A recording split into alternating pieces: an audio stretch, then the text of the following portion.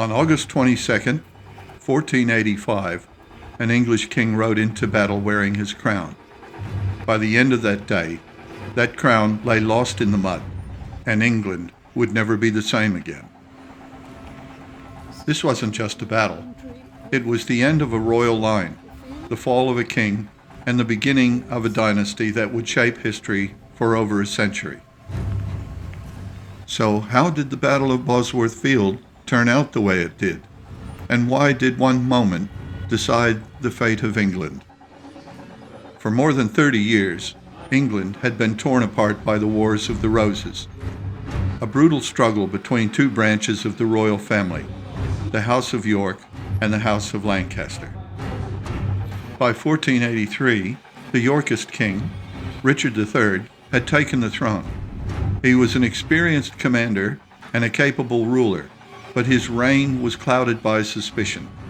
Many believed he had seized power unfairly, and rumors swirled about the mysterious disappearance of his nephews, the so-called princes in the Tower. Across the English Channel, an unlikely challenger was watching closely. Henry Tudor. He had a weak claim to the throne, little money, and no battle experience, but he had something Richard lacked: hope for change. In the summer of 1485, Henry Tudor sailed from France with a small army of exiles and mercenaries. Against all odds, he landed in Wales and began marching east. As he moved through the countryside, something unexpected happened. English nobles, tired of war and unsure of Richard's rule, began to wait and watch rather than to act. Most important of all were Thomas and William Stanley. They commanded thousands of soldiers, but they refused to openly support either side. Their loyalty, or betrayal, would decide everything. The two armies met near Bosworth Field in central England. Richard III had the larger force and the advantage of experience. Henry's army was smaller, less trained, and vulnerable. As the fighting began, Richard's troops pushed hard. For a time it looked as though Henry's gamble had failed. The Stanley forces remained still, watching from a distance. Then Richard made a bold and fatal decision. Spotting Henry Tudor across the field, Richard saw a chance to end the battle instantly. He led a direct cavalry charge towards Henry, cutting down his bodyguards and coming terrifyingly close to his rival. But at that exact moment, the Stanleys chose a side. They turned on Richard and surrounded him. Outnumbered and refused escape, Richard fought on foot. He was killed in the battle, the last English king to die that way. With Richard dead, the battle was over. Henry Tudor was crowned King Henry VII on the battlefield itself. Soon after, he married Elizabeth of York, uniting the warring houses and ending the Wars of the Roses. The Tudor dynasty had begun. Within a generation, England would see the reign of Henry VIII, the English Reformation, and the rise of a global power. All of it traced back to one muddy field and one moment of betrayal. But history leaves us with one haunting question. If the Stanleys hadn't intervened, would Richard III be remembered as a villain or a victorious king?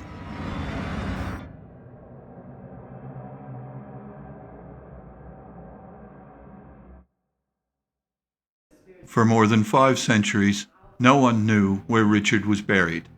His grave was lost, his reputation shattered, and his story rewritten by history's winners.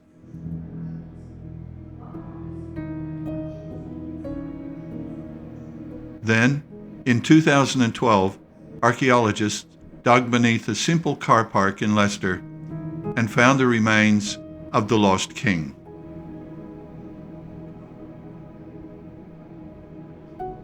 But the story doesn't end there, because today, that king rests in Leicester Cathedral, turning a quiet medieval church into the center of one of the most remarkable historical journeys ever uncovered.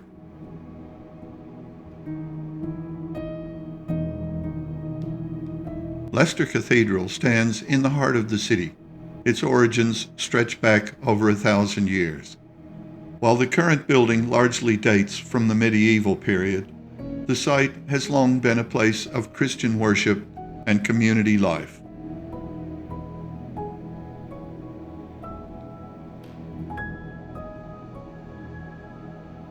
For centuries, it served as a parish church, important locally, but not especially famous. Kings did not come here to be crowned. Victors did not build monuments here. Yet history had other plans.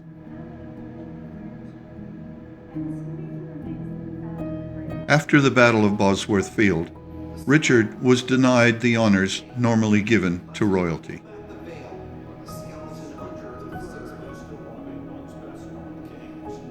His body was brought to Leicester and buried at the nearby Greyfriars Friary, reportedly without a grand tomb.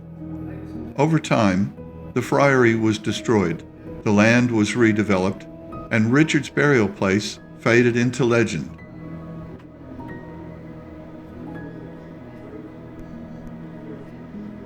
Some even claimed his bones had been thrown into a river.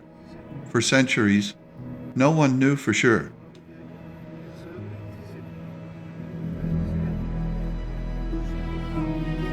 In 2012, a team of archaeologists began excavating a council car park on the site of the former Greyfriars Friary.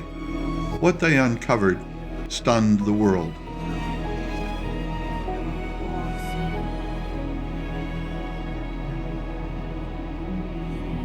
Beneath layers of modern paving lay a skeleton showing battle injuries and a curved spine, features that matched historical descriptions of Richard III.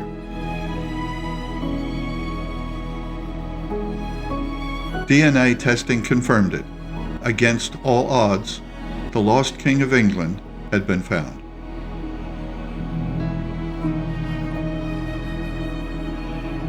With Richard III identified, the question became, where should he be reburied?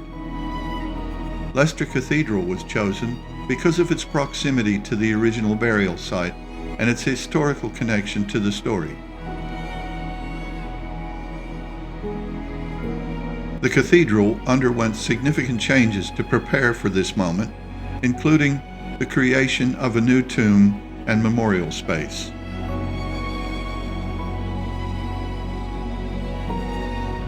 In 2015, Richard III was reinterred there in a formal ceremony, finally receiving the dignity denied to him in death over 500 years earlier.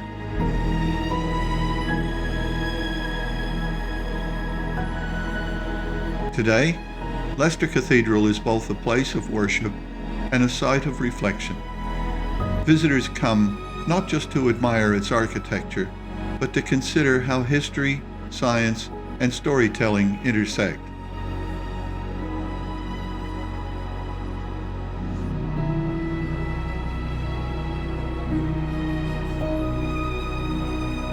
Richard III's tomb is simple and modern, deliberately so, inviting visitors to reflect rather than judge.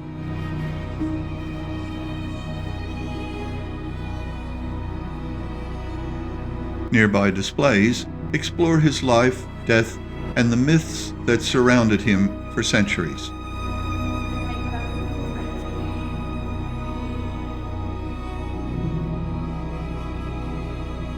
Leicester Cathedral reminds us that history is never truly settled. Stories can be lost, rewritten, and sometimes rediscovered right beneath our feet.